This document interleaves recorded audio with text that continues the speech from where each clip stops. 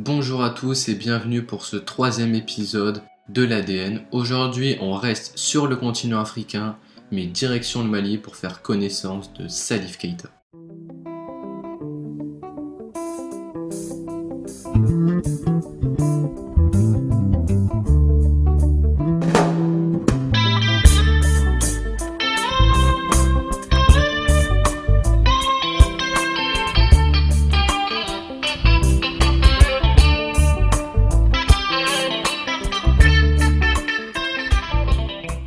Salif Keita est un avant-centre malien des années 60-70, né le 12 décembre 1946 à Bamako.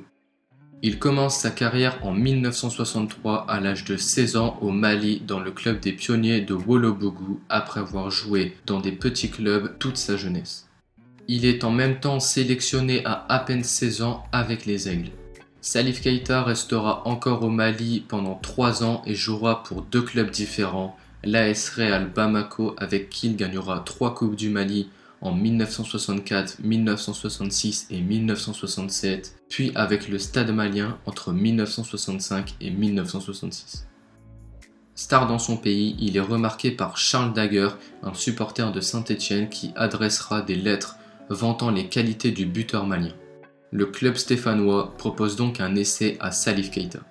Il arrive en France le 14 septembre 1967 en ayant quitté son pays clandestinement et sans prévenir le club, ce qui donnera lieu à une histoire très connue. Salif Keita, une fois arrivé à l'aéroport d'Orly, trouve un taxi et lui demande d'aller à Saint-Étienne, soit plus de 500 km, en affirmant que le club paiera la course. Il débute avec l'ASSE le 19 novembre 1967 contre Monaco, une rencontre qui l'éclaboussera de son talent, victoire 3-0, l'avant-centre malien ayant marqué après seulement 7 minutes de jeu. L'attaquant malien passera 5 ans avec les Verts, 5 ans au cours desquels il inscrira 125 buts, ce qui lui vaudra d'être élu soulier d'argent en 1972 avec 42 buts, mais aussi le prix du meilleur joueur étranger de Ligue 1. L'année 1970 voit la consécration de son immense talent en remportant le premier ballon d'or africain de l'histoire, le championnat français ainsi que la Coupe de France. En 5 saisons, Salif Keita aura remporté 3 fois le championnat de France en 1968, 1969 et 1970, ainsi que 2 Coupes de France en 1968 et 1970, puis 3 trophées des champions entre 1967 et 1969. Salif Keita quitte l'AS Saint-Étienne en 1972 en raison d'enjeux financiers et de conflits avec l'entraîneur des Verts de l'époque, Roger Rocher. En 1972, il rejoint donc Marseille et participe avec les Aigles à la Coupe d'Afrique des Nations la même année. Mais avec Marseille, malgré 2 buts dès son premier match contre ses anciens coéquipiers, la concurrence est rude. Il part donc jouer 3 saisons à Valence pour finalement signer en 1976 au Sporting Portugal, avec qui il remportera une Coupe du Portugal en 1978 avant d'aller finir sa carrière aux États-Unis.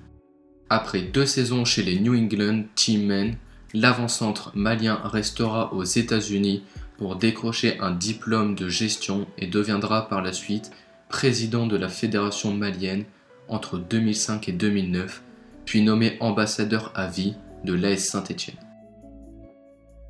Merci à tous d'avoir suivi ce nouvel épisode de l'ADN, je me donne vraiment à fond sur ces épisodes, j'espère vraiment que ça vous plaît. N'hésitez pas toujours, comme je le dis à chaque vidéo, à venir me rejoindre sur Twitter, c'est le seul réseau social où je suis présent. Donc vraiment, n'hésitez pas à venir, n'hésitez pas à partager, à liker si ça vous plaît. Quant à moi, je vous dis à très vite pour une nouvelle vidéo. Ciao, ciao.